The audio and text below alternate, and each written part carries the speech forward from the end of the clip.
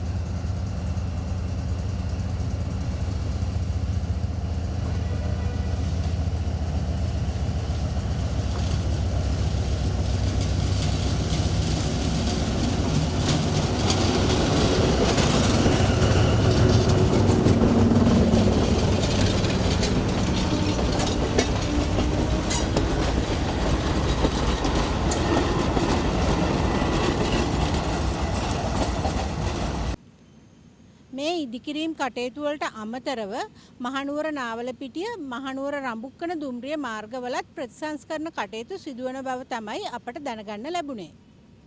රජයේ ප්‍රවෘත්ති දෙපාර්තමේන්තුව වෙනුවෙන් තනුජ අබේසේකර නදීක දයා බණ්ඩාර සමග මම මනෝෂිකා හේරත්.